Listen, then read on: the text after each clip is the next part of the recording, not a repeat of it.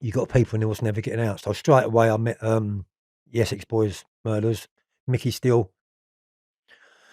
and Jack Holmes. The two of them got arrested for it. And after seeing Jack Holmes and Mickey Steele, and after being with them for like a good few months, I can honestly say that weren't them what done that murder. It was stitched up. I can honestly and put my hand on my heart and say that wasn't them what done that murder. There was nothing at all to do it. There was not that type whatsoever. Do you know what I mean? They was the nicest people you could ever meet. Gentlemen. They was gentlemen. So yeah, I met Mickey Steele, Jack Holmes. I've got a little story about Kenneth Noye. He had just been arrested for the allegedly. I know he did get arrested. It's not allegedly. He did for the manslaughter, road rage on the M25. Just previously, he just got out of a big sentence for doing something in his back garden.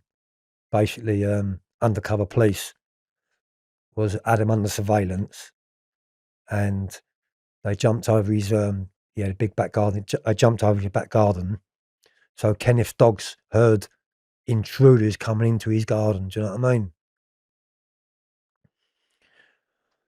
One of the officers died over it. Do you know what I mean? And he got a very big long sentence over it. He should never have got sentenced for that because they've come in his back garden. He was only defending his own place, only his family, you know. But he was in there, and he was on, because in Whitemore you had a thing called food boats. So basically, it was all cliques in there. When you went in there, if you didn't have your depth or your statements, you got 2 weeks to get them and produce them. If you didn't, you was gone. You couldn't go. You couldn't stay on a normal location. They wanted to know your convictions and what you was in there for. It was that naughty. Do you know what I mean? Which is right, really. And Kenneth Noye, he was on my mate's food boat. So each week, like, you all put like a 10 or 15 quid in or something, and they go out once a month, the screws, and bring you in your canteen, and you've got fridges and freezers on the wing. So you all get joints and meat, and it's a food boat. So you've got like 4 or 5 on each one. And one of my friends was on Kenneth's food boat. So they had been like every week spending all their money on joints of meat and buying all the shopping, doing all their bollocks on the food. And one day, Kenny hadn't bought nothing. So they said to Kenny, they said, "Do you mind just buying a little bag of basmati rice?" And he said, no, he wouldn't buy this little bag of basmati rice. He wouldn't buy it for the food boat. They kicked him off of it, and they called him a tight arse. Do you know what I mean? It was, you could hear him squeak when he walked. He was a lovely fella, but he was tight as arseholes. Tight as arseholes. So that's Kenneth. Yeah, I've spoke about Swell Side. Oh, Paul Massey. So I'm doing Paul Massey's audiobook right now with Steve Rave. Yeah, I know Paul Massey. I met him. He's a So lovely guy. I've just listened to all of the chapters. And it's a hell of a story, isn't it? What a guy. I mean, the way he just like negotiated things, everybody respected him. Stephen Ray phoned me up just before, he's in the summer last year, and asked me if I would do a tribute in the book to Paul Massey, because this is what happened. When I went to Whitemore, James, the one who glassed me up, had just been shipped out of there. So everywhere we went, he'd just gone, or vice versa. Do you know what I mean? And Paul Massey was in Whitemore. The who glassed me up, one of my friends had caught hold of him along the line, and I'd got 2 razors in a toothbrush, and I slashed him right down here. So the skull outfit going right down his face, because he gassed us up. So he was a snitch. Snitches get stitches. And do you want to explain the purpose of having 2 razors? Yeah, because if you get cut with a single razor, it's easy to stitch up. If you put double razors and put a gap in between them, they can't put stitches in it. So they've got to put paper, metal staples in it, and it leaves you a bigger scar. So yeah, I just got there, and the grass on my case had just been shipped out. Paul Massey was down the segregation unit when I got there. And this is what happened with him. Allegedly. Well, no, it's not even allegedly. This did happen because Paul Massey's now been killed. So, Paul Massey,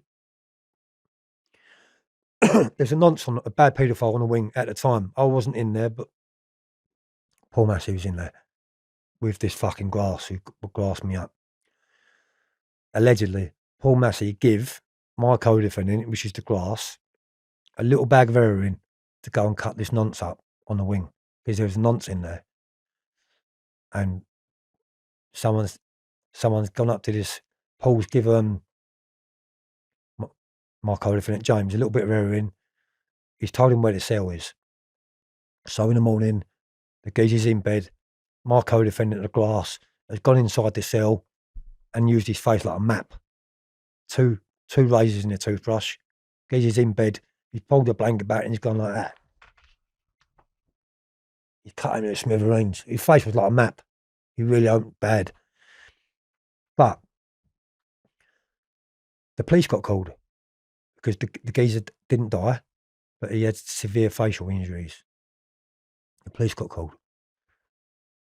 Now, my co-defendant, he told the police that Paul Massey had him under duress, made him cut the nonce up, otherwise Paul Massey was going to kill him. He'd done the same thing. He'd done the same thing to Paul, what he'd done to me. So at this time, I'd been shipped out. I was in Parkhurst. And Paul Massey writ to me. And he said, Joe, he said, how you doing? I said, good. He said, you're a co-defendant. I said, oh yeah. He said, what a dirty rat. He said, he's done me what he's done to you. He's grasped me up. He said, he's made me. I made him cut the nonce up. He said, do you mind writing a statement to my solicitor, which is Paul's solicitor, to give a character reference to say what type of person this glass was? And I done that and he got not guilty. So it's all well and good, do you know what I mean? But he tries to do Paul Massey and all. Glass, do you know what I mean? Yeah. So what happened was, Shaun, he'd done the nonce, the police got called, and James de Grasse got arrested for GBH Section 18. Don't normally happen in prison because the police don't really get involved with it. What happens in prison normally stays in prison.